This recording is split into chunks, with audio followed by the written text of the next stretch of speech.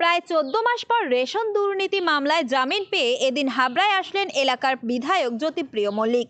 দলের এই নেতা এলাকায় আসতেই যেন উৎসবের চেহারা নিল গোটা এলাকা। একবার নেতাকে দেখতে এদিন হাবড়ার বিভিন্ন রাজপথে নামলেন তৃণমূল কর্মী সমর্থকেরা।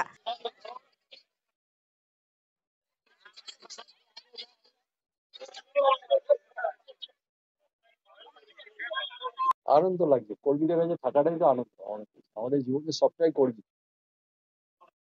নেতা ভিত্তিক না করে কর্মী ভিত্তিক করলে অনেক বেশি ভালো লাগে। কর্মী তৈরি করতে অনেক কঠিন হয়, অনেক কঠিন একটা কর্মী তৈরি করতে। সুতরাং স্বাভাবিকভাবে তাদের সাথে গায়ে যদি একটু হাত দিতে পারি, তাদের সাথে তারা যদি আমার সাথে হ্যান্ডশেক করে, তাদের যদি একটু টাচ করে, বা তাদের একটু যদি আমি মাথায় হাত বুলিয়ে দিই, তারা খুব খুশি হয়, আনন্দিত হয়। এদিন হাবড়া বিধানসভা এলাকার বদর সহ পঞ্চায়েত এলাকা ঘুরে হাবড়া পৌর এলাকার ২ নম্বর রেল গেট থেকে এদিন রীতিমতো পদযাত্রা করে হাবড়া পৌরসভায় পৌঁছান রাজ্যের প্রাক্তন মন্ত্রী তথা হাবড়ার বিধায়ক জ্যোতিপ্রিয় মল্লিক। এদিন তাকে স্বাগত জানানোর পাশাপাশি বিশেষভাবে বরণ করেও নেওয়া হয় তৃণমূল কর্মী সমর্থকদের তরফ থেকে। এদিন বিধায়কের সঙ্গে ছিলেন হাবড়া পৌরসভার পৌরপ্রধান নারায়ণ চন্দ্র সাহা, হাবড়া পুলিশ আধিকারিক অনুপম চক্রবর্তী সহ দলীয় নেতাকর্মীরা। এদিন পৌরসভায় সাংবাদিকদের মুখোমুখি হয়ে জ্যোতিপ্রিয় মল্লিক জানান, এখন আমার কাছে পাখির চোখ হচ্ছে আপনার উন্নয়নটা, আমার কাছে পাখির চোখ।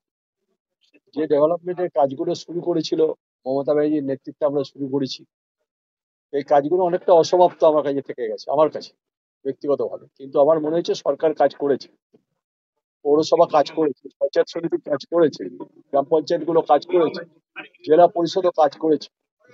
স্বাভাবিকভাবে যে কাজগুলো বাকি রয়েছে, যেমন রাস্তার কাজ কিছুটা আমার বাকি রয়েছে, কিছুটা আমার কালভার্টের কাজ, কিছুটা আমার পানীয় জলের অলরেডি একটা টায়াল হয়ে গেছে, পানীয় জলের টায়াল হয়ে গেছে, যেটা গঙ্গার জল আসবে। এটা আমাদের অত্যন্ত স্বাদের প্রকল্প, মমতা ব্যানার্জির অত্যন্ত স্বাদের প্রকল্প হচ্ছে আপনার পানীয় জল গ্রামে গ্রামে পৌঁছে যাওয়া। কানেকশন দেওয়া হয়ে গেছে, 26,000 কানেকশন আমরা দিয়ে ফেলেছি। এরপর আমি ওকে বলেছি যে এবার বাড়িতে যে ইলেকট্রিকের যে মিটার গুলো বসানো হচ্ছে আমাদের রাস্তায়, সেই মিটার গুলো বাড়ির ভেতরে বসাতে হচ্ছে এবার, আর বাইরে না। বাইরে বসলে মিটার গুলো অনেকটা চুরি হয়ে যাচ্ছে। এইটা আর কাজগুলো আস্তে আস্তে তোমাদের সাথে পরের পরের ধাপে দেখা হবে। আমি তো আসতে শুরু করবো, এটা রেডি। এখন আমরা ইলেকট্রিকের কাজগুলো কমপ্লিট করবো, তারপরে বস্ত্রহাটে আমরা মনে হয় আর 1 সপ্তাহ কি 1.5 সপ্তাহের মধ্যে ডিস্ট্রিবিউশন করবো বস্ত্রহাট। ইলেকট্রিক চুল্লির টাকাও এসছে, টাকা এসে গেছে, বাকি ইলেকট্রিক চুল্লিটাও কমপ্লিট হয়ে যাবে আমাদের।